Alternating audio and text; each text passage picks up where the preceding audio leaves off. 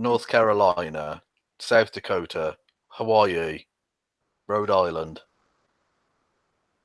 That's 7. Now you got That was 43 more to go. Well, Hey, by the time I everyone. get It's to the end, Puerto Rico will be 51. So Yeah, by the time you come up with the last one. Yeah, everyone, welcome to the happy hour today with a very special guest. We're going to do just a moment before we get to our guest. A little bit of background. Kevin claimed before we came on air that he could name all 50 states. And because I know I can barely name all 50 states and I can only name them because they're part of a song, I challenged him to do it. And we're going to do it off air, but then he started on air and got to about. well, okay. The problem is, right, I can You know, sit here and do it on a pen and paper thing and then read it to you as we go. But the thing is that I could just be cheating and getting it on Google, couldn't I? You could be. Do you trust that I won't be? No. No, It's too I'll promise you I won't do it on Google. But I will come up with all 50 states by the end of the fucking show. All right. We'll see. Okay, and you can turn on your camera and show us your list and how you organized it. So, okay. At the end. Well, challenge issued. Now we'll probably forget about it. Okay, so how are you doing, by the way, Kevin, my guest that I've put to a challenge already? How are you doing tonight? Alabama, Wisconsin. So while Kevin does that, why don't I welcome our guest? I'm only playing. No, I'm well. I say I'm good. I'm closer to death than the last time we talked, but so's everyone else. This is true. And way to start our show off in a very cheery mental frame. Thanks, Kevin. Always a pleasure talking with you. But Rhode yes, Island. tonight, while Kevin makes notes, we have a very special guest on, another YouTuber whose channel I've seen people mention by name, and he's actually got some fans in the chat already. I saw in the pre-show check of the chat. Ivan from Ivan's Shady Existence. Welcome to the happy hour. Thank you. Pleased to be here. Thank you for the invite. Yes. So I wanted to have you on because I see from your content that you have the same sort of morbid fascination, perhaps, with the kind of bad thinking that is popular in social media in certain types of groups today. And so is Kevin. And I thought it would be great to have you guys commiserate on some of your, or give, trade back and forth takes on some of the shitlords. So do you want to tell us first, before we start with that, a little bit about, you started your channel, and we said off air back in 2017, what got you motivated and what was your aim when you started up your channel? Mm-hmm. Sure. So back in the day, actually, back at the beginning of 2017, I, for some reason, started another YouTube channel, and it was mostly like motivated by a need for attention rather than any concrete goal or understanding of the platform, because I really haven't been following YouTube that much when we're talking about like deeper YouTube, aside from watching like a few Vice videos and stuff like that. And it was a channel where myself and a friend of mine would discuss politics. He was a libertarian, and I'm a liberal, and that channel kind of went to the toilet. Nobody watched it. It was like 30 views a video of that. And after a while, like, I finally picked up on the fact that when we were discussing people like Dave Rubin or whoever, Ben Shapiro, kind of YouTube personalities, that this is one of the few times where we actually did get views. And I had an idea of doing something different where I would like put together an introduction to, a critical introduction to Jordan Peterson, and then we'd discuss him.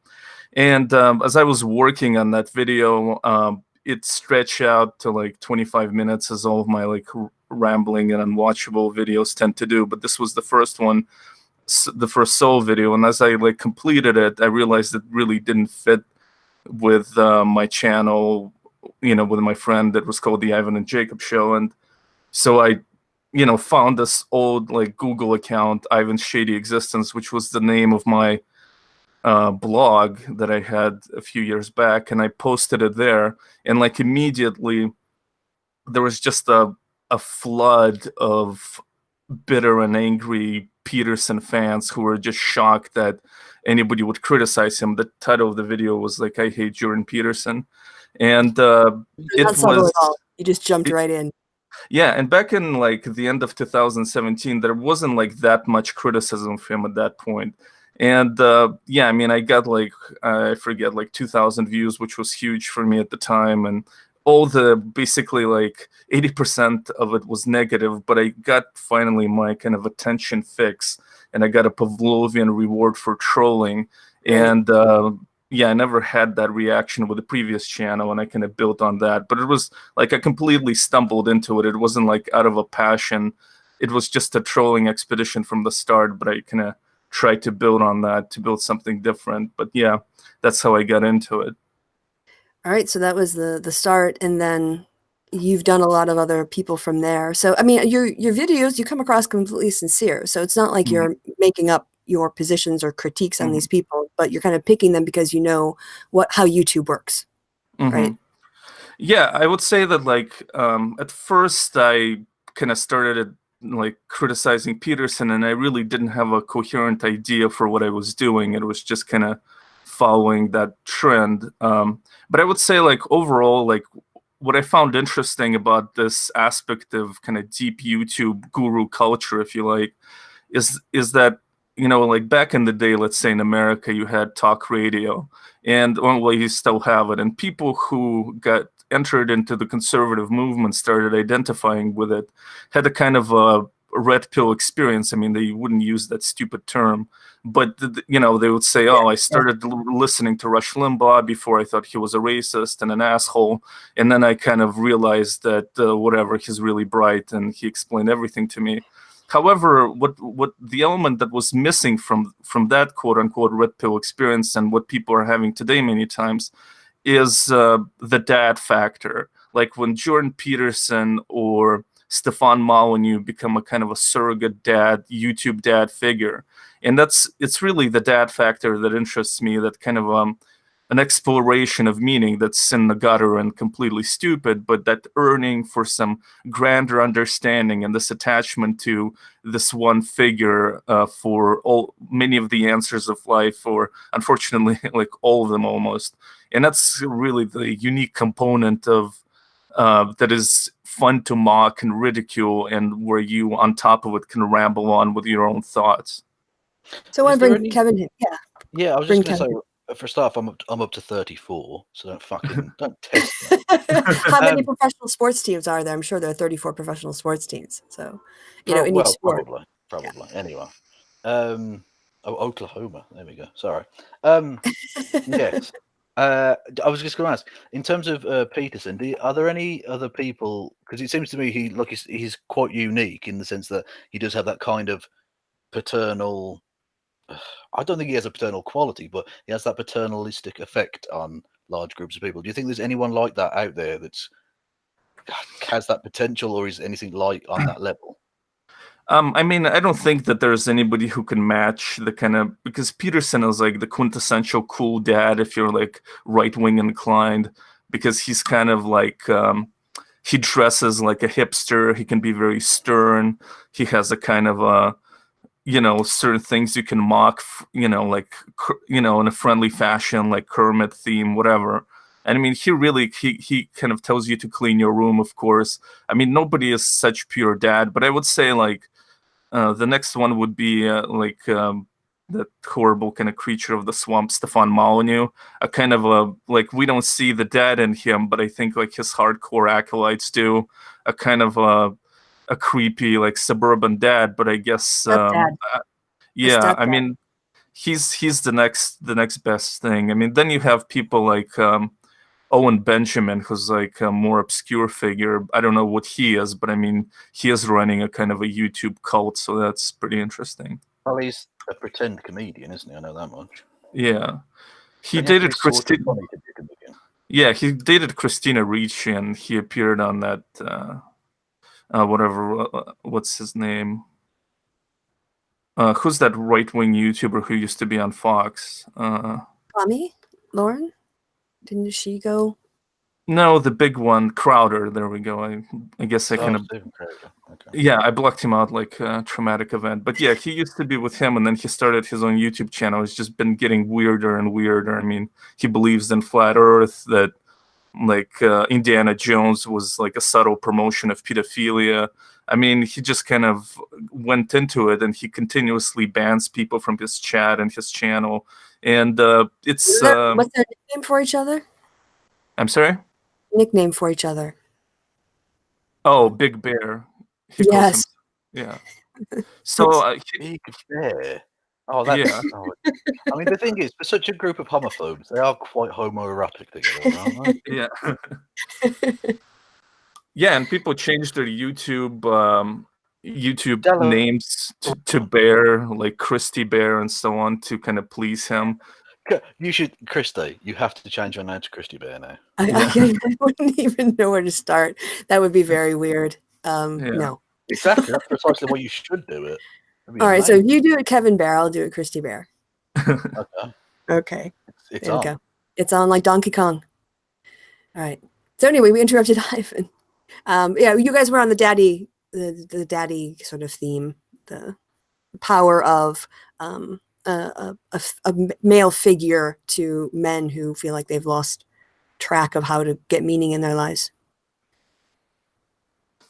Yeah, so I mean, I would say that Peterson is like pure dad. Like, there's nothing like it, but there's another kind of devotional cults that are also interesting. And yeah, I mean, it's a certain kind of response to alienation where, you know, you're kind of stuck perhaps in solitude, and the pathways out of it with these guys tend to be resentment of women for not having sex with you, and stuff like that. And it's just that kind of response to a kind of that trite existential loop that many of us experience, except in this very weird venue that's really interesting to me, rather than specifically their explicit political beliefs, which are generally speaking kind of trite and boring. I like when they like talk about relationships or like grander things in life, because then you can use that as a platform to, you know, share your own thoughts or talk about grander themes. Ivan, was it one of your videos where you had the clip of Jordan Peterson talking to Donald Trump Jr., was it? When he was Yeah. standing next to his mistress Yeah, about contraception? exactly. Yeah. Hang on, who stood next to whose mistress?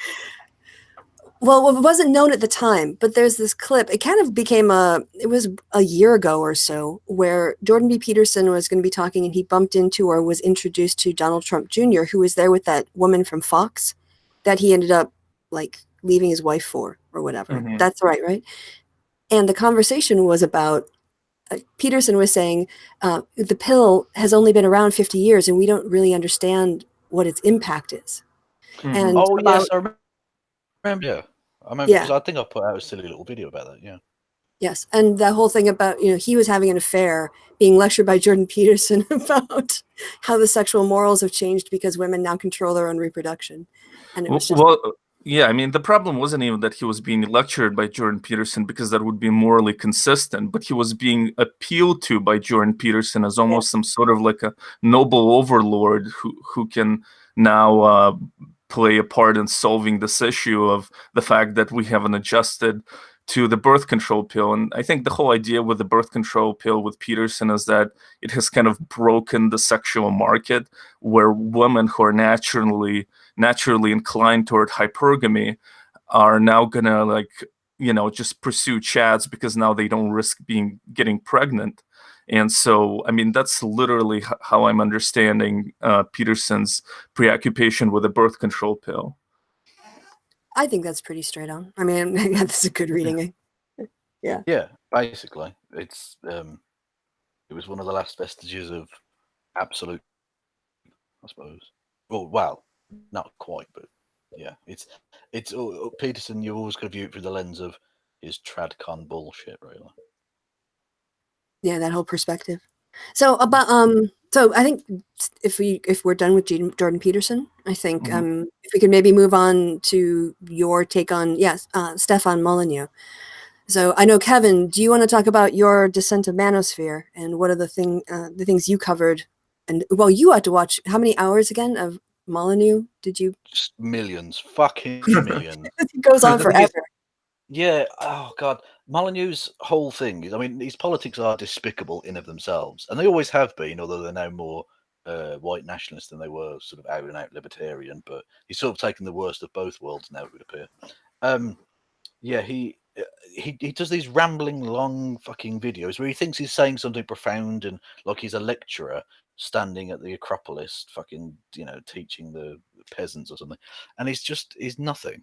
It can be condensed down to 3 or 4 basic ideas with Stefan, which could be expressed in a dozen sentences, but he'll go on an hour-long rant which involves stupid shit like uh, R and K type selection where it's not really necessary and not really applicable. The idea that he has this obsession with, because he was an atheist. I don't know if he still is, but he has this weird obsession whereby he goes on about the religious teachers of old being cast aside, and again he's sort of saying this as if it's some sort of profound thing, whereas now the government has stepped in and become the religious leaders of the new world and stuff, and you think you're just talking shit. This is nonsense, Stefan. And now you add in all this white nationalist stuff, and he's just a hodgepodge of slightly evil concepts that he's the ultimate example of a little knowledge being dangerous, I think. Yeah. And Ivan, how well do you know him and his work, Stefan, before you started doing your channel? Oh, well, definitely before I started doing the channel, I knew nothing about him. I mean, I think that the most interesting aspect of Stefan is that he was one of the first kind of originators of sort of a YouTube cult where he literally encouraged people to quote unquote defood, disown their family. And the notion was like, if your family supports the state activity in any way, almost like a welfare program, they are implicitly supporting violence against you because the ultimate legitimacy or the ultimate power of the state comes from a threat of violence.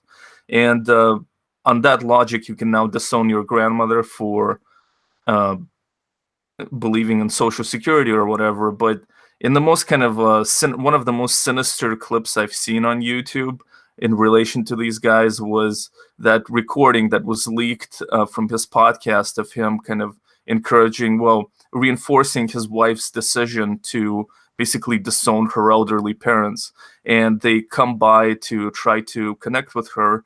And Stefan describes it as a drive-by. Like he comes up with all these cute nicknames for a pretty horrific event. So, I mean, I think that that's kind of really what makes him unique. Like, I'm not aware of such a long-running kind of, I don't know to what extent he encourages people today to defoo their close ones, but at one point he did, and I think that makes him like one of the first leaders of a YouTube cult.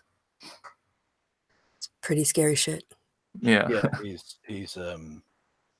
He's really, really. I mean, I described it as being the shittest cult in the world, because usually when you run a cult, you offer them like a trip to the planet Xenu and everlasting peace and love if you just swallow the poison with everyone else, or something like that. But there's actually some sort of tangible benefit at the end.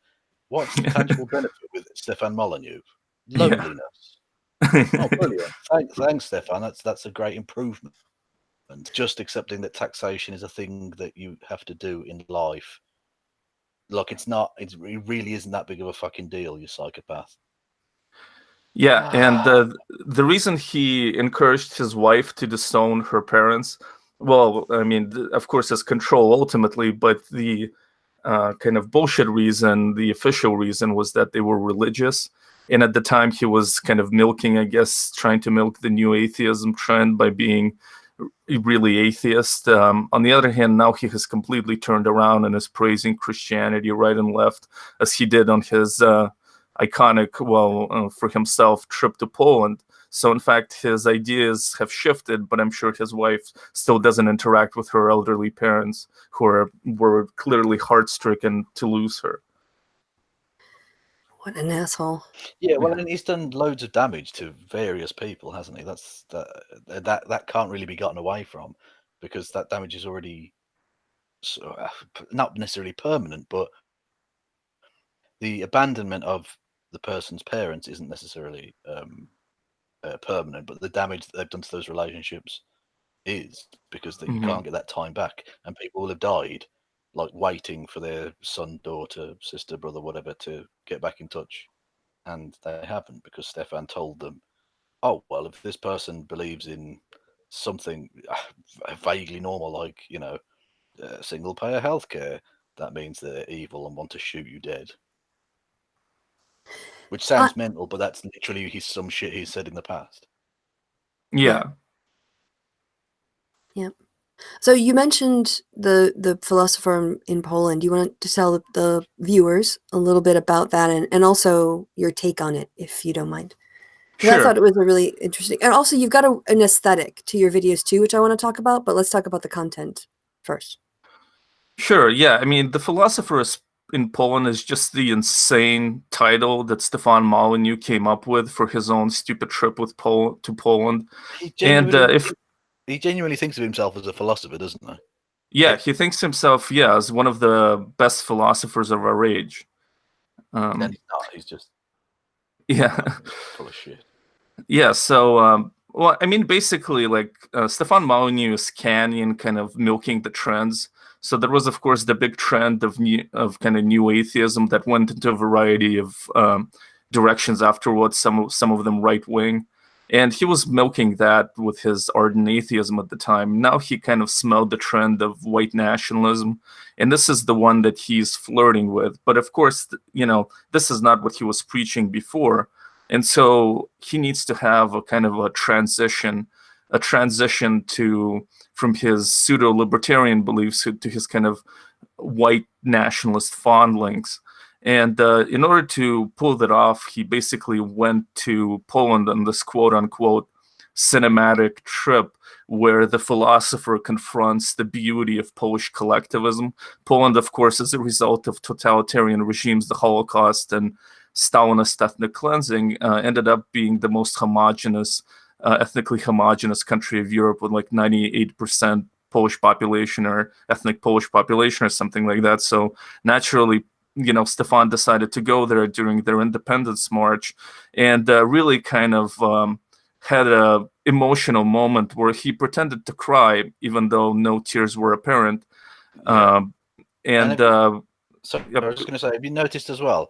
It's not just Stefan going to Poland that's the case. A lot of white nationalists have either moved permanently to or go regularly to Eastern Bloc countries. Even though they claim to love Western civilization, they can't stand it and go to places that have been ravaged by totalitarianism in recent times because they're all white. Yeah, I mean, basically, those countries were closed off by the Iron Curtain, and so the same kind of liberal dynamics that have played out in the West haven't exactly played out there.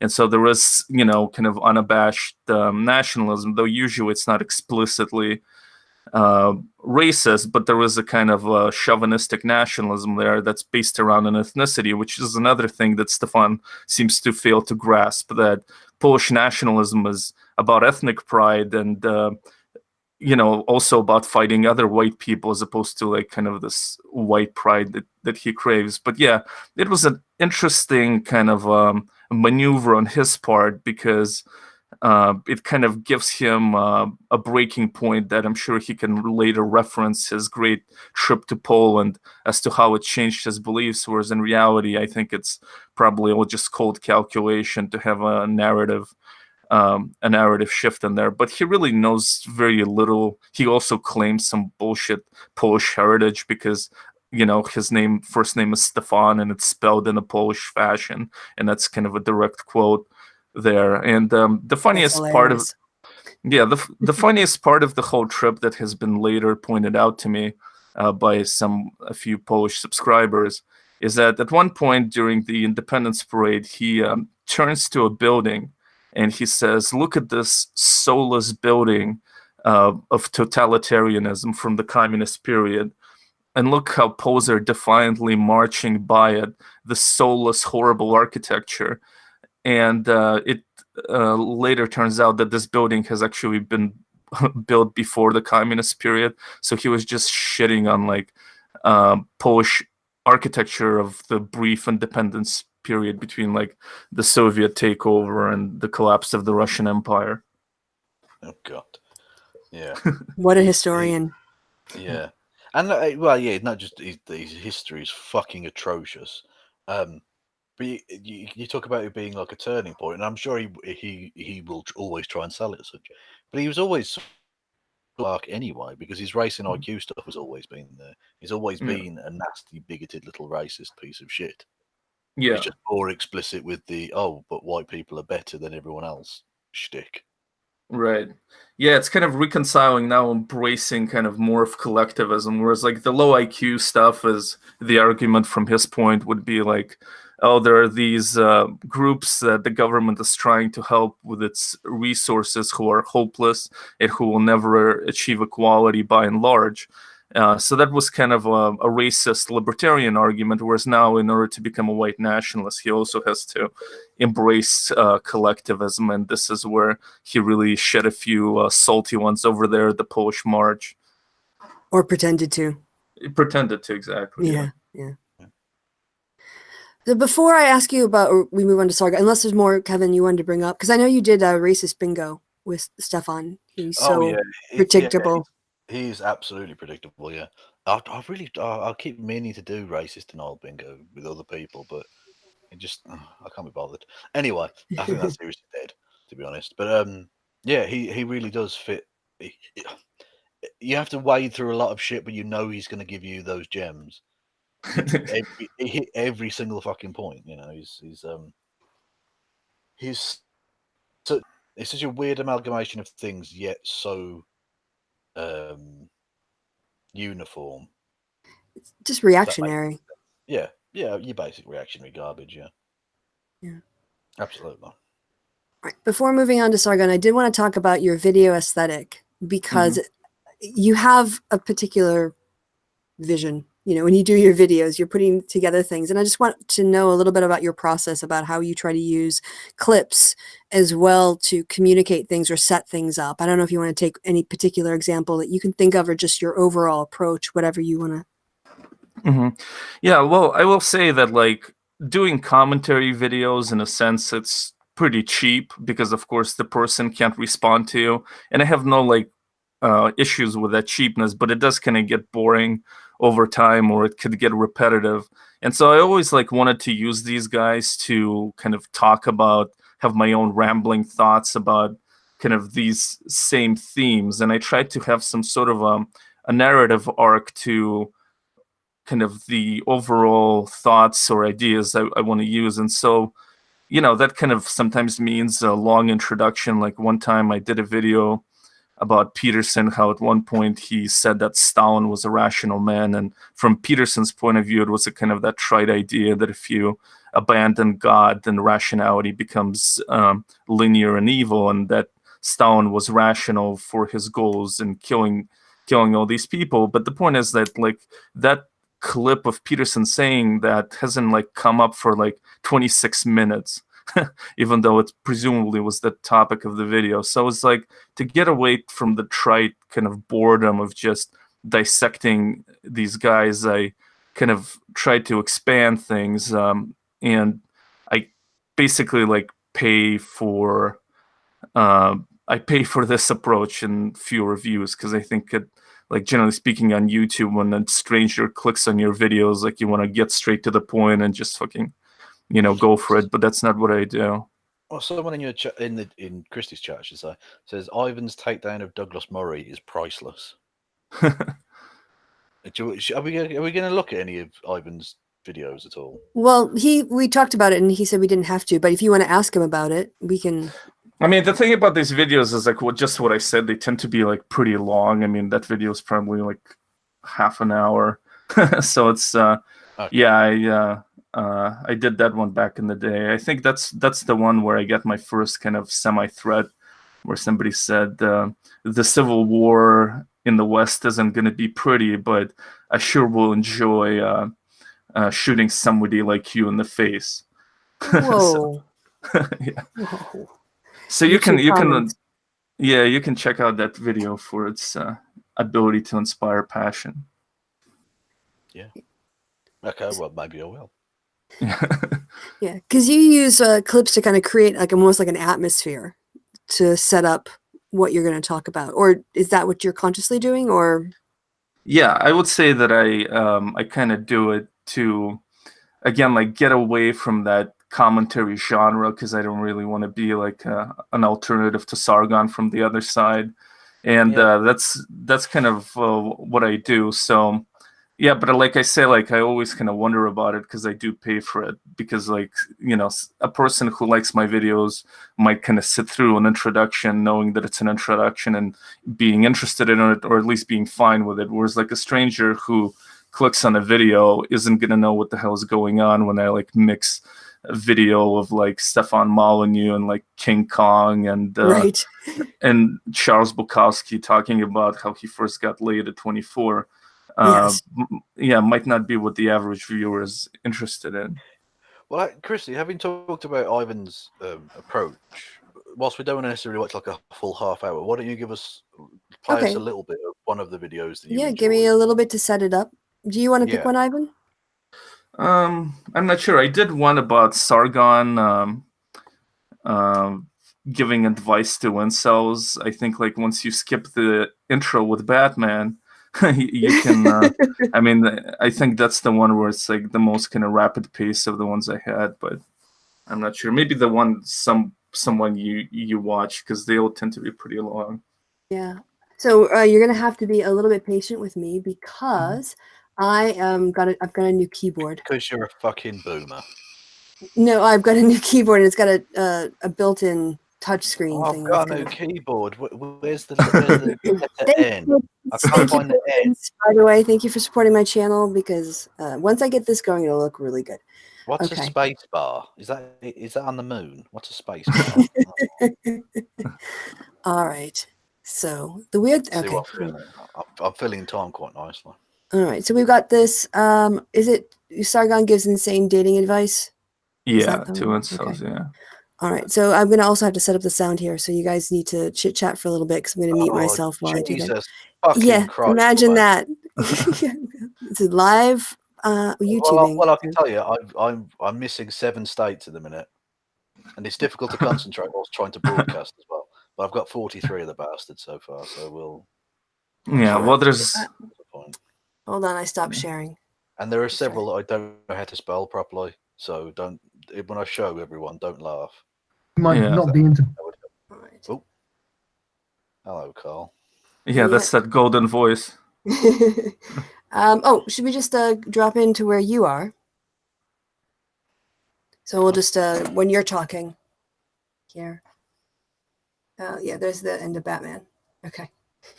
So you just don't really care about the big ass, right? Imagine it like that, and then think from the woman's perspective. All right, so I'm gonna pause this because we have to go back a little bit. And how is the sound on Carl's end, by the way? I'm still trying to set this up. I don't want to think about Carl's end. All right, we'll come back because he's in the middle of giving this advice, right, Ivan? This is where he starts like the advice a little later. This is when I still am rambling in the beginning, and then like if you go a little bit forward, okay, I think around like 10 minutes or something. Oh, okay, 10 minutes in. Okay, that far. Or yeah. Okay, probably have to lean forward now because I put my mic over by the speaker. Okay, here we go. Out for $1 at this Dollar Tree. It's the fucking dollar store fucking pterodactyls. Women really find this a turnoff, and I find that these guys are about as common as fucking heterosexual men who actively identify themselves as male feminists. And I think that this is primarily the reason why male feminists well, the moment's fucking gone now. Oh, Jesus Christ. Be professional. Deal with it, Kev. Boomer. Oh, I'm an extra. Just skipped back to 52 fucking seconds. Anyway, the joke was going to be, do you have to swear so much, Ivan? This is a clean joke. Yeah. And then you went ahead and swearing along because there was a technical glitch. Nice. Yes, exactly. You proved the fucked the joke, Krista. You fucked it up. No, you fucked it up because you swore. All right, getting on with it. You fucked it up because you're going back to 52 seconds. Jesus. You cut off. Haha. All right. Women really find this. All right, this is a turn off, and I find that these guys are about as common as fucking heterosexual men. I think it's good to start on like they identify themselves as male feminists. On like a Carl clip, and then like my response to it. Okay, so here, for instance? Yeah, if No, you go... well, it's on a cold clip now, so we just carry on. We just carry on. or Kevin wants it played. All right, here we go. And I think that this is primarily the reason why male feminists have real trouble getting girlfriends, unless they're pretty boys, like the guy on the left, the guy on the right. But I mean, Elliot Rodger was a pretty boy, and I bet his behavior was fucking passive. It was fucking pathetic. So being a pretty boy is not like the way to be sure that you're not going to be an incel. Clearly, it's not really about looks for women. It's really not. Maybe like the next one would be better. Okay. A lot of The next like clip on Sargon, I think it's gonna briefer my response. And also only Carl could look at someone who was a mass shooter and think they're too passive. Yeah, It's more of critique. They need to be more assertive, really. Yeah, it's like he's just too beta. The fact that he's a mass murderer is. Exactly. Yeah, he must have been passive. Okay. Skinny. Yeah. Okay, stop being skinny. You know, it's something you can do something about. You know, and you might, I don't have to go to a gym. Well, stop being lazy.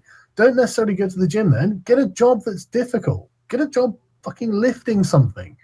Do something.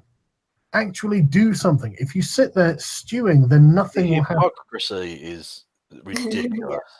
A man who literally sits on his arse and puts together the most low-grade material I've ever seen. He puts in no effort into anything. Like, ever. I think the most exercise he does is when he cranes his neck to snort another line.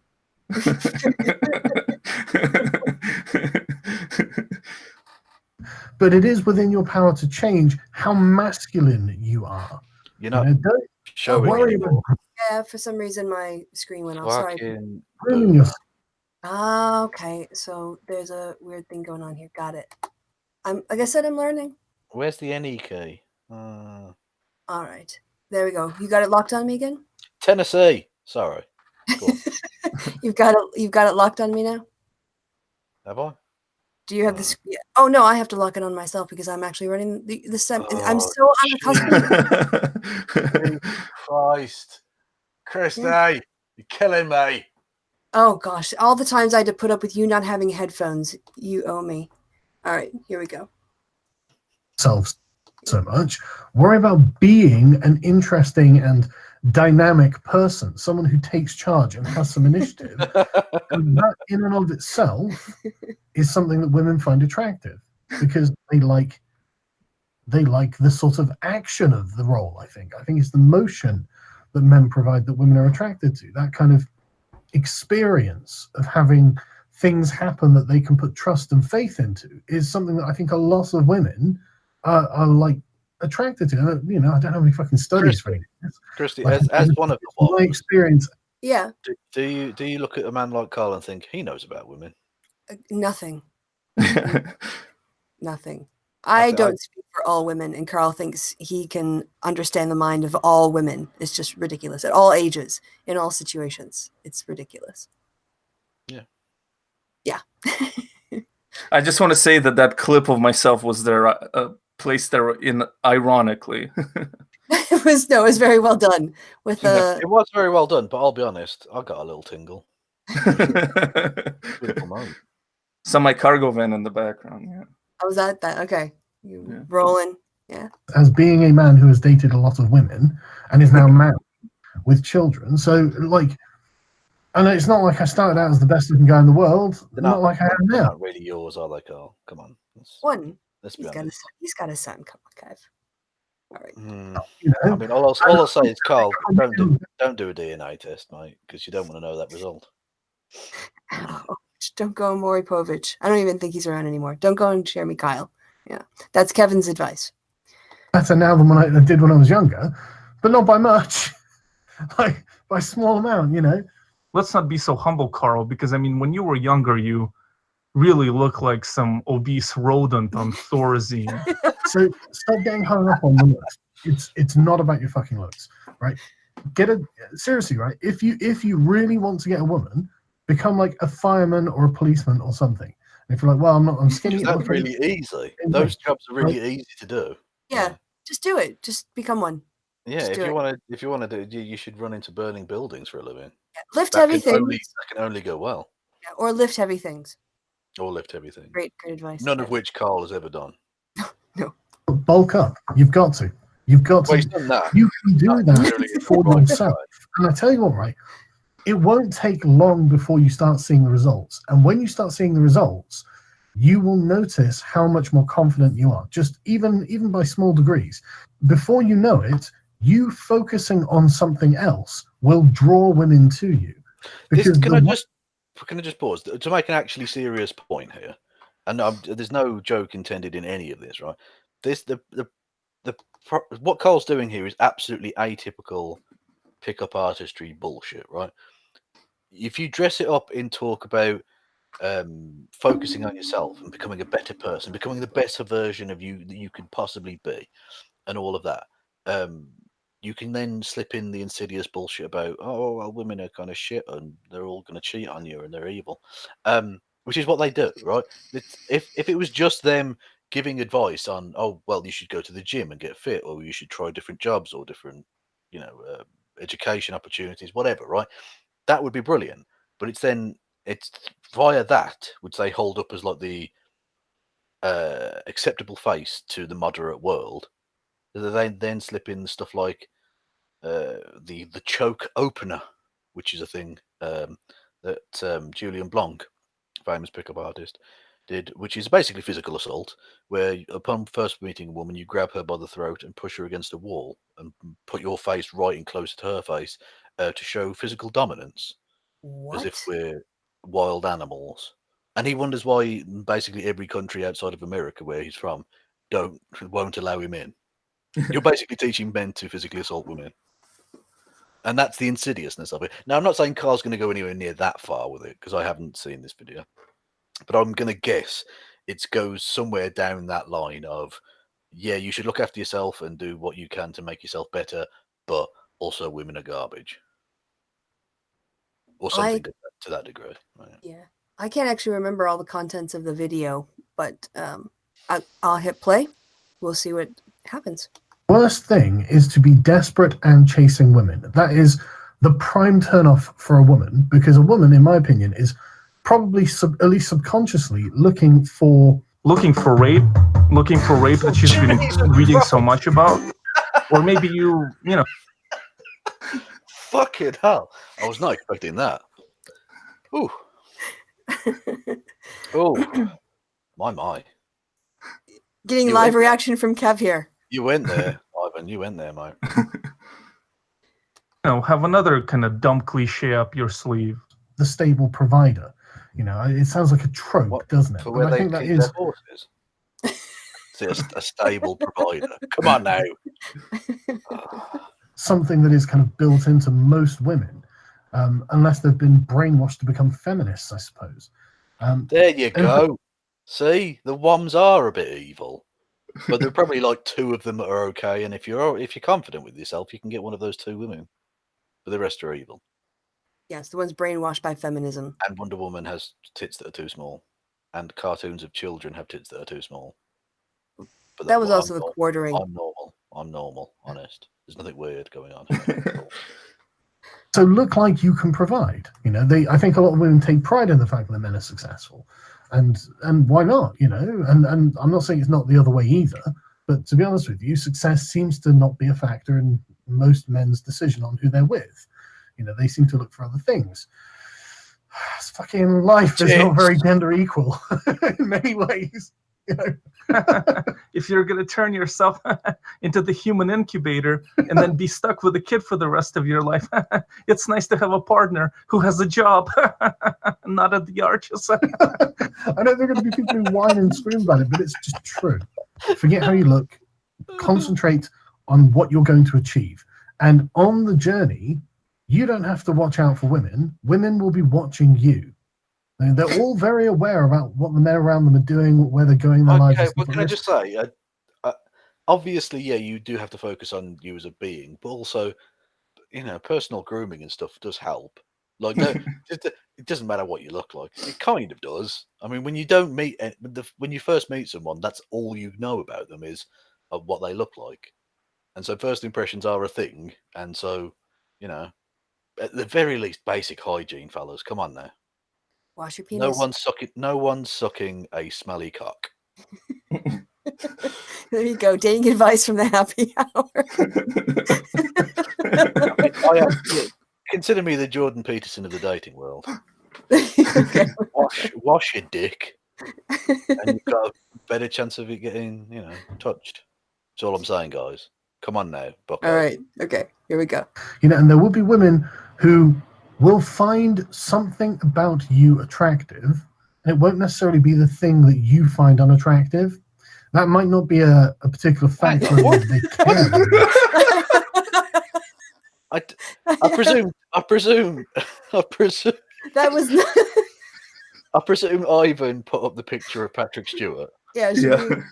Okay. Now know it's coming. You're gonna watch it again. No. Journey, you don't have to watch out for women. Women will be watching you. And they're all very aware about what the men around them are doing, where they're going in their lives and stuff like this.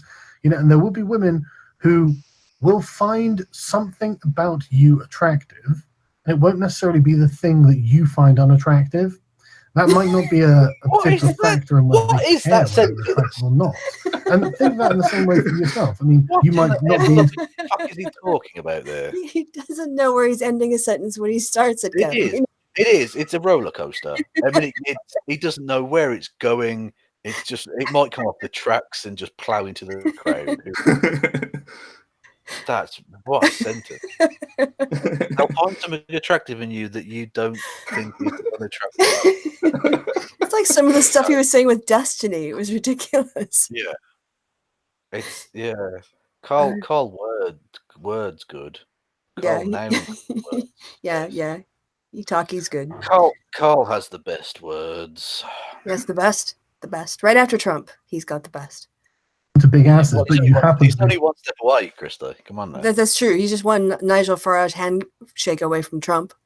I genuinely thought you were going to say hand job. Well, the handshake might have been the opener, and the hand job might be getting it over the finish line. Well, that's the point of a hand job, surely. really into big tits, so you just don't really care about the big ass, right? Imagine it like that, and then think from the woman's perspective. Big tits, big ass. If we were into big tits all along, why even bring up the big ass to begin with? You would expect better sort of comparisons, better sort of examples from the student of John Locke. But nevertheless, like, you listen to Carl, and you really understand that this man knows what he's talking about when it comes to the ladies. I mean, this motherfucker, guess his body count. I've heard it's anywhere from 1 to 4. And motherfucker, one of them was a very vivid dream of Galadriel, Queen of the Elves, visiting him during sleep. And this is something easy to dismiss, but you weren't there to experience it. So the fact that you're not that great looking, so what? You make her feel safe and secure and loved and cherished or something, So that doesn't bother her. Carl, firstly, I know he's speaking to incels, but let's say he's speaking to two audiences, incels and audience, and there's a fair crossover, but it's not one circle. The Venn diagram there. Have you just ever heard or spoken to any of your fans and/or incels? They don't make women feel safe and secure. Is all I'll say, Carl. There, that you don't know your audience clearly. I know you. The thing is, you're going to lie to me about what you think your audience is to save face in a discussion, but you must know yourself who your audience are, and you're not talking in a language they're possibly going to understand here. It's very normie. It's very normie. Bullshit. It's bullshit. What it is. And can I just say, the whole Galadriel teenage boy fantasy, or was very funny. The dream, very good. Thank you. Yeah. I thought it was a bit nerdy. Well, that's it. Like, of course, he was developing a dungeon video game, right? That was his first thing on social media. Carl's, wasn't he? Indeed. Diablo or whatever. Necromancer. Oh, Necromancer. Sorry, Diablo was the controversial one earlier this year. Apologies. Yes, Necromancer. Yes. That's the face of a man who can make a Necromancer game. No, he had to give all the money back. Okay. Now that's the face of a man who's just about to climax during an asphyxie wank. I'm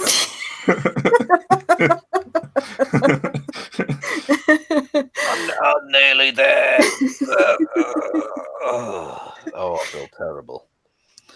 Sorry, go on. Everyone look in his eyes. Okay, now we're moving on. Just imagine an orange lace with amyl nitrate in his gob and dressed in leather with a fucking tie around the neck. This has gone to really dark places. Okay, I'm hitting play. The fact that you're not that good looking, or you might even be in a ugly or something. She doesn't care. What she cares about is this thing, but she has a different set of priorities to you. And I think that incels get hung up on this because they're male, because they are concerned about looks, and men are. Men, but, yes, men are I think vacuous scum.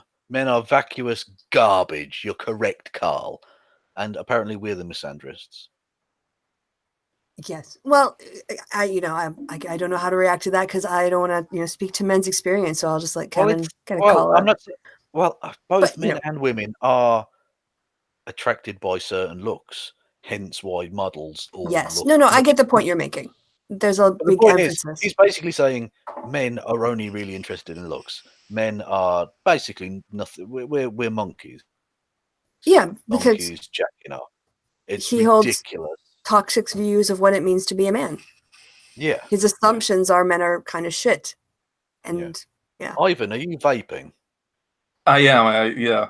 Well, I have to cultivate. Get off my fucking show. Get off my show. No, I'm sorry. I have to cultivate the habits that attract women. So you are. That's yeah.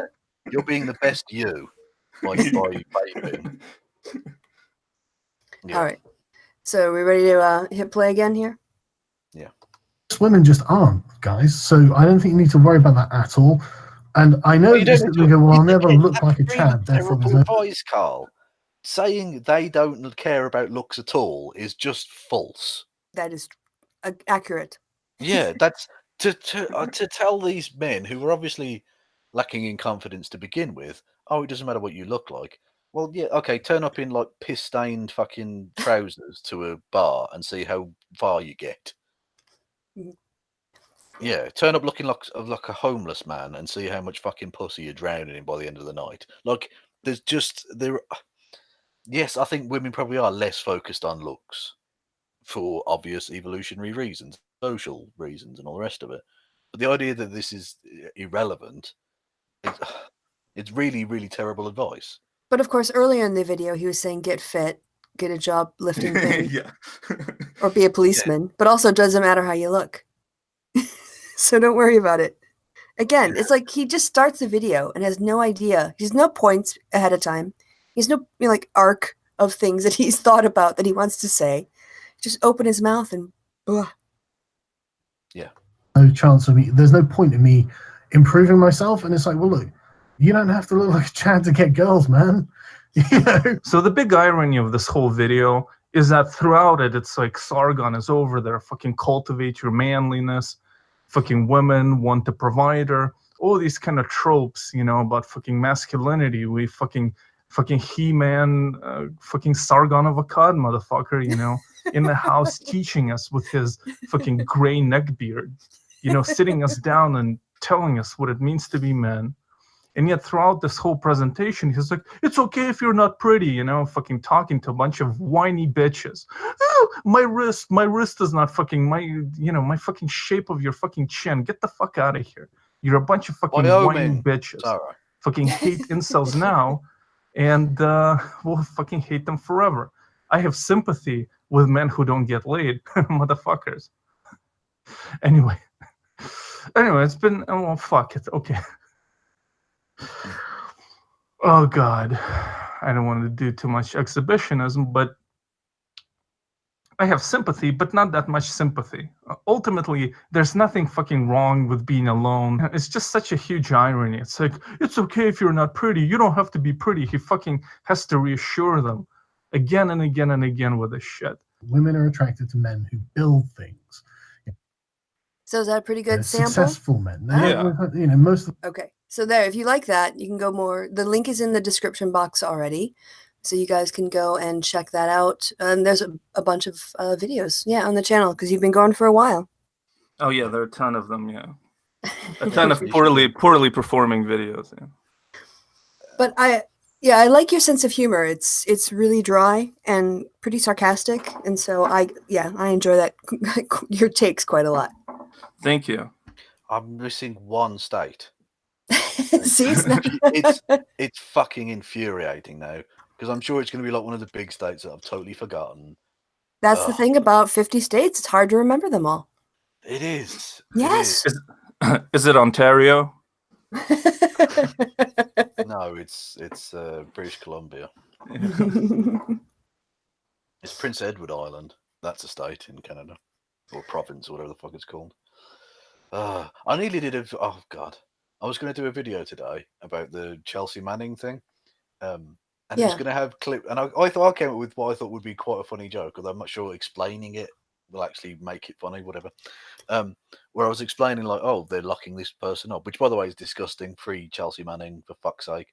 But intersecting it with cutaways of me singing bits from American Social, like "Land of the Free" as like a juxtaposition to the thing I'm explaining. Right. And then, but it was going to end with me singing "Oh Canada." Oh no, that's the wrong country. Well, there you go. But yeah, I thought I'd explain that because that video is now not going to get made. So we know people have to come to the happy hour to hear the ideas that don't make it to the screen. Exactly. You get the prime cutting room floor nonsense. So you're welcome. Pennsylvania!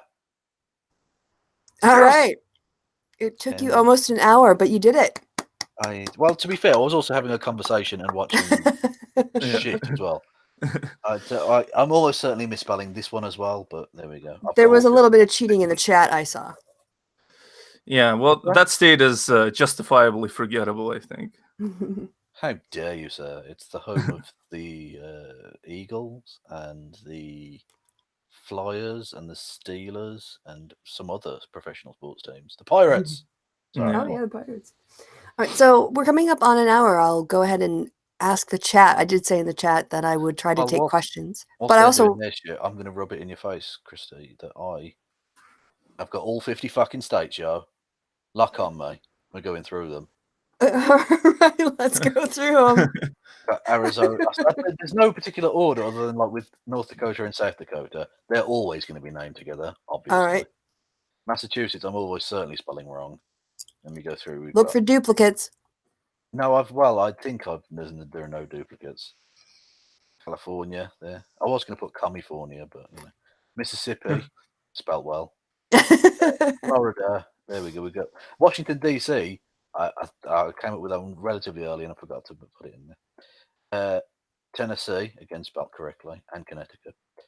And then look, the last two I struggled on were Wyoming and Pennsylvania. What happened to Dakota? What? You have Dakota. Oh, hang on. Do I? Yeah, it's just one word. Oh no. Oh bugger. Okay, I'm missing number 34 then. Okay, so I've got one to get. So I'll do questions and I'll. What am I missing then?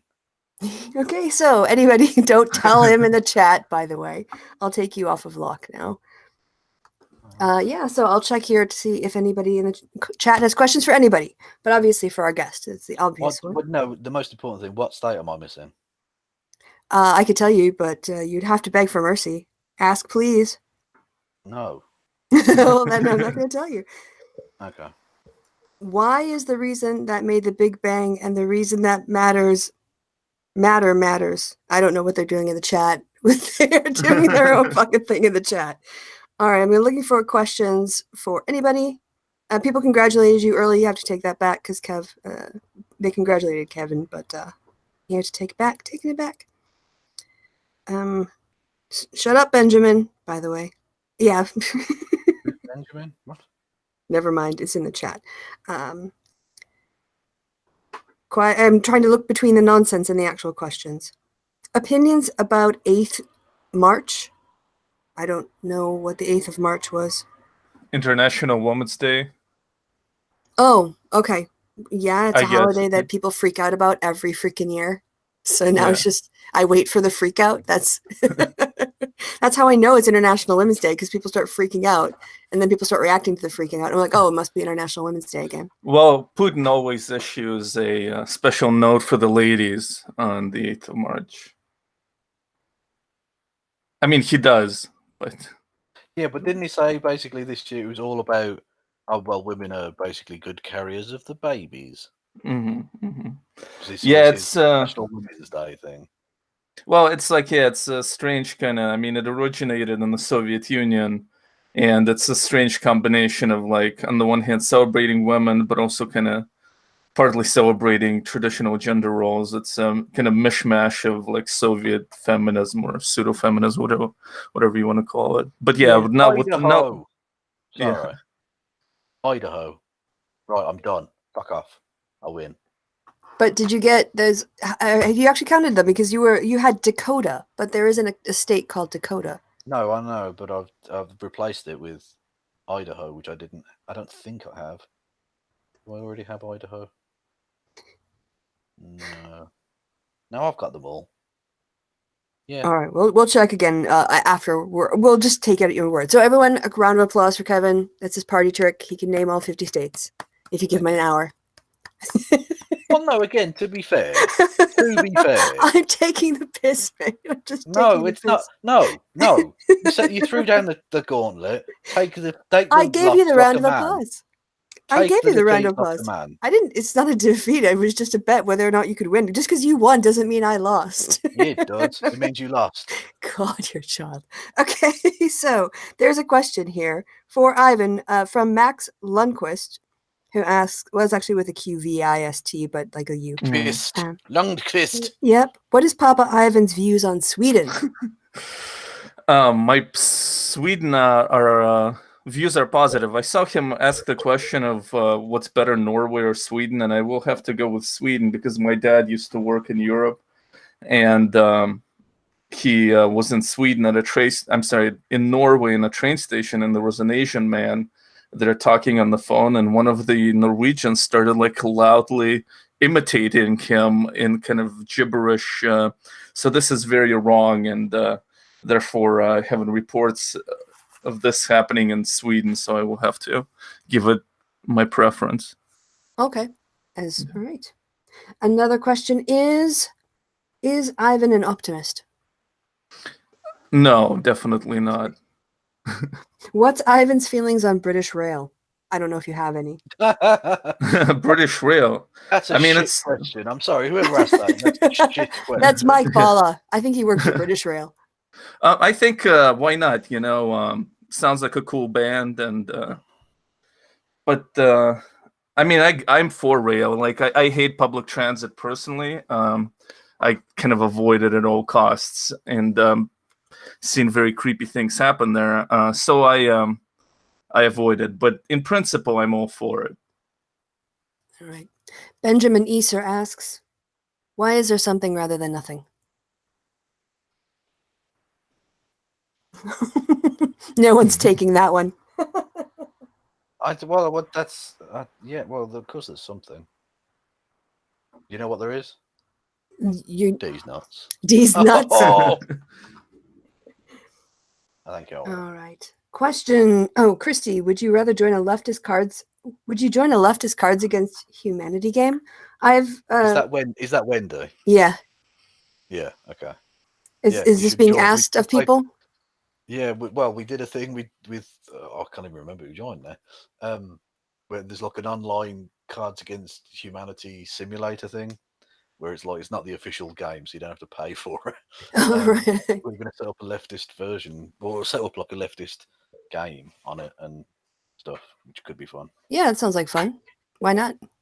Yeah. Okay. Cool. You know, I pay for Netflix, so why watch it when I can do something else? Exactly. So I look at it, and you've got BritBox or whatever it's called. I do. I was binging Cadfile earlier today. Cool. It's like do you get the iPlayer on that? No, it's literally like a subset of BBC and ITV programming. So it's got like a Midsummer Night's Dream. I'm sorry, Midsummer Night's Dream. A Midsummer's Murder. Sorry. Yeah. And a bunch of those kinds of ITV shows. Yeah. ITV, yeah, because I was just going to say, if people have got the iPlayer, you should go and check out Mike Stutchbury was on the news. So. Is this on top of him being mentioned in Parliament? Yeah, he was interviewed by the BBC, and it's him walking through like a park, and then like scrolling through on his phone, about the abuse he's received and stuff. So, Oh. yeah, he made the news, and it was pretty cool. Yeah, so I just thought I'd mention that for anyone who's remotely interested. Yes, yeah, because Mike's been caught up in this, and it's an example of the kind of harassment that these alt-white guys do to try to silence their critics. Yes, indeed. All right. So Adam says, I have a question for Kevin. It's about Yayo, but then he doesn't go on. Oh, for fuck's sake, Adam, just stop. Okay. Dick. Right, yayo apparently is like Mexican slang or something for cocaine, right? And he was during my stream with Steve Shives the other day, where I was interviewing about him getting the VidCon grant.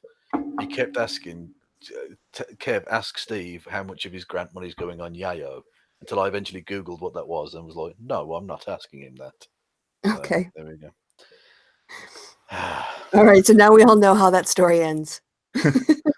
Yeah. If you watch the Steve Shives interview. Yeah, as anecdotes go, it's not brilliant, but that's what happened. So stop it. So Tufidi has a question about Trump and Planned Parenthood. I will deal with that on my live stream on Sunday. So I'm going to skip that one, Tufidi. You can ask me again tomorrow. Ivan, what does the ka part of her name mean? I don't know what did I miss? Yeah, I thought about this one and probably talking about Ivanka Trump. Oh, right.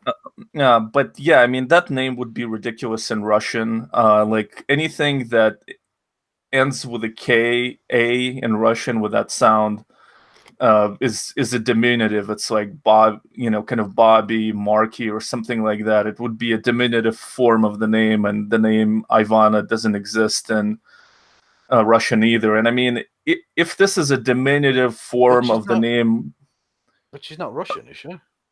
No, she's like Czech. Half Czech and half Trump. Well, no, she's not half Trump. Getting married does not genetically alter who you are. No, but the daughter. Yeah. Oh, sorry, Ivanka. Oh, right. I'm thinking of the ka part of Melania. her name. Yeah.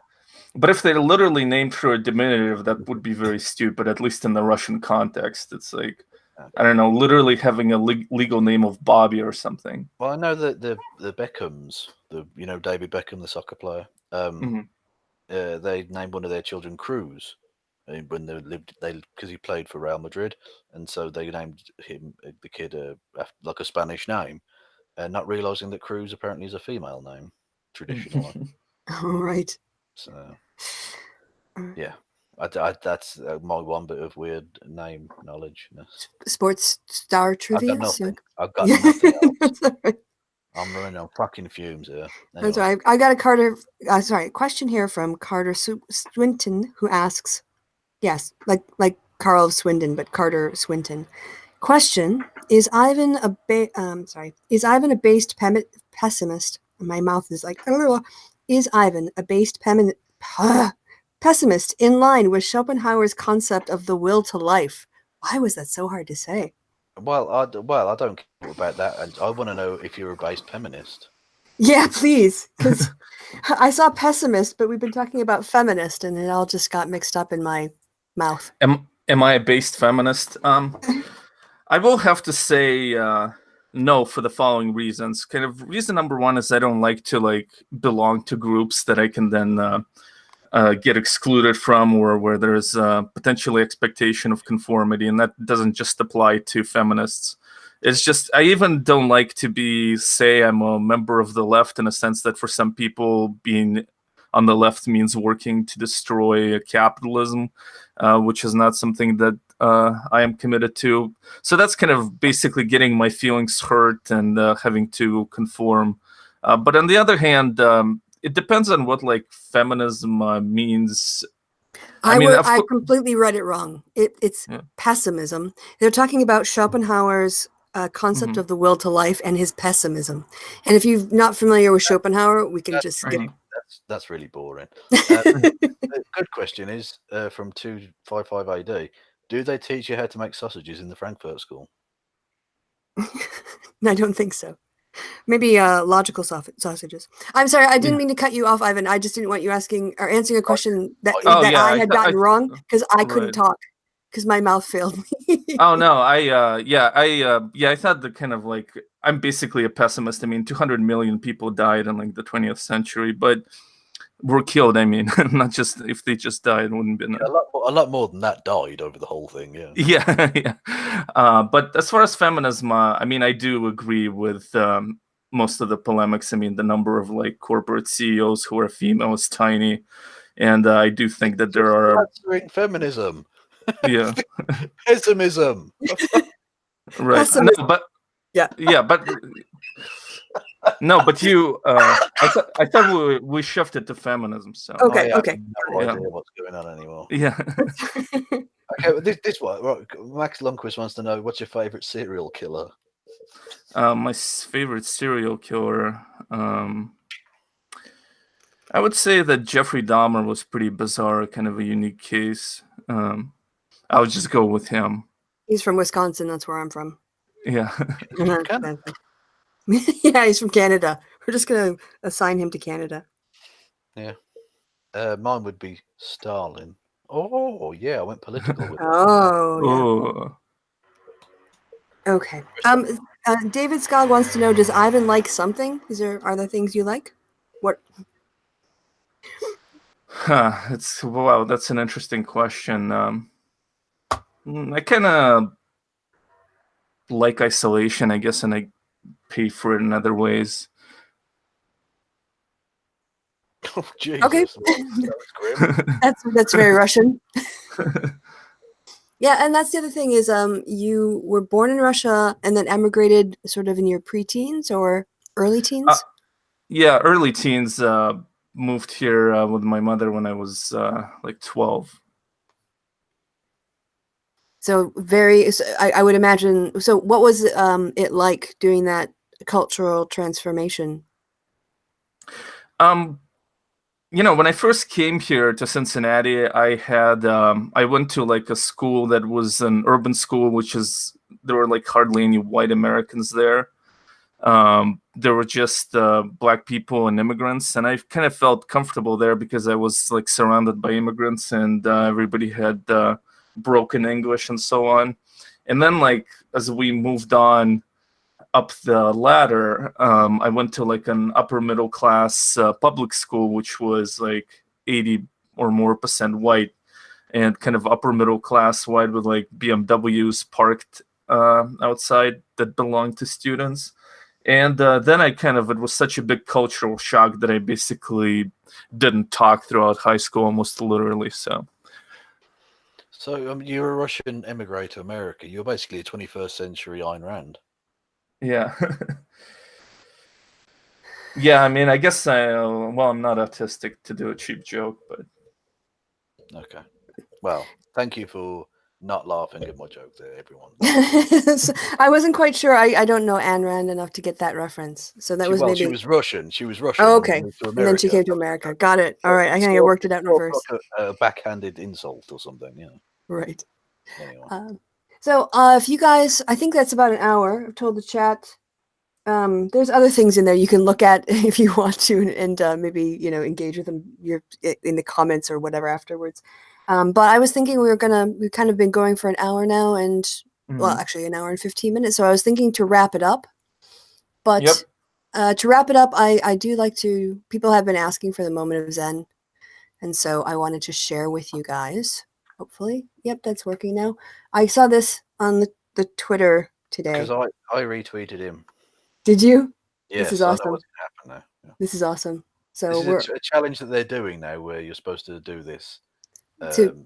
Yeah, but you're not necessarily what the animal does is not necessarily what was supposed to happen. It's funny nonetheless. Right. So you're supposed to give them cheese? Yeah. Okay. So you're supposed to give your animal cheese, and this is what was circulated earlier today. I also love the when it kind of crumples. It's the chunkiest little cat.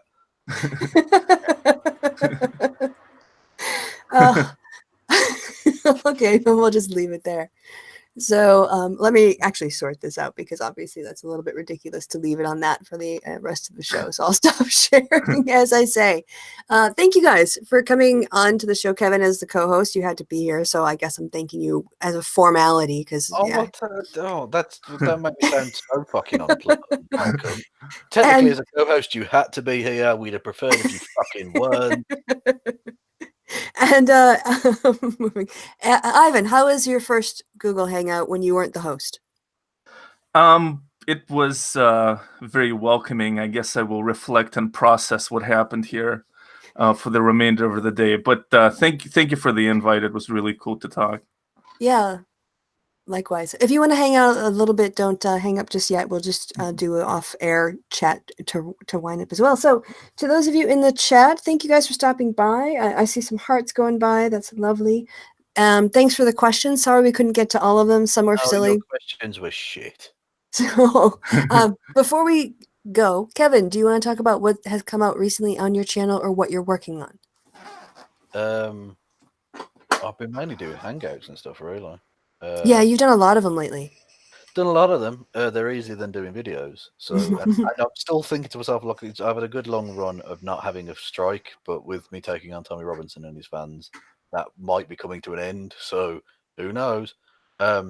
So yeah, I've been doing a lot of hangouts, but I've been working a little. There's a Prague FU video in the works, and a really, really fascinating, albeit horrific, Descent of Manosphere soon. So all right. So keep an eye on Kevin's channel, subscribe if you haven't, and hit that notification bell. I hate that lingo. I'm just doing it ironically because it's just so trite. Unsubscribe from Kristi and subscribe to me instead. Because that's how it works. I don't give a fuck about how many subs I have, so we'll do what you want. I don't care. Ivan, what about you? You just had a video that's come out, right? Yep. Yes, so I made a video about Jean-François Guéripi, who is a French-Canadian neuroscientist who descended into the YouTube kind of alt-right, and on the way of his descent, he also had very bizarre and very archetypally rich relationships with women. And this is a video dedicated to the love life of Jean-François Guéripi. He's a rapist. Yeah. A serial rapist. Yeah. So it takes advantage of the mentally unwell. Exactly. So you can check that out on Ivan's channel. The link. But I'm sure Ivan will have made that funnier than I made it sound. Yeah. Yeah. Try to look at it from a different, slightly less straightforward, morose, kind of perspective. But yeah, thanks for coming, Kev. We've enjoyed your input. So yes, do go and check out Ivan's Shady Existence. The link for that is in the description box below, and I will be back on the channel. Unsubscribe from me and subscribe to Ivan. That's how it works. We definitely want to see the happy hour bump. Go show him some love, guys. And yeah, I'll be back tomorrow at noon noon my time, whatever time that is. You should know by now. That's still not the proper time, though. For what's not the proper time? Noon. It's 11 a.m. For you, and it's always right. Your proper time. In the correct time zone, yes. Yeah, Kevin has. It's called Greenwich Mean Time, not fucking Cologne Mean Time. Jesus. So noon tomorrow, I'll be on this channel with another live stream where I'll probably talk more politics stuff, but also about this show probably too, looking back. So you can join me for that, guys, or catch it later. Now, until next time, I've been Kristi. People in the chat been awesome. No. Ivan's been awesome. Kevin has been, hit and miss tonight. Fucking hell. Everyone's a critic. Jesus. So goodbye from me and goodbye from first Kevin. Say goodbye, Kevin. Goodbye, Kevin. And say goodbye, Ivan. Goodbye, guys. Oh, you didn't do the fucking bit. You have to say goodbye, Ivan. Oh, okay. До свидания, Ivan. That counts. That counts. He did the bit. He did the foreign bit. Yeah, okay. Bye, guys.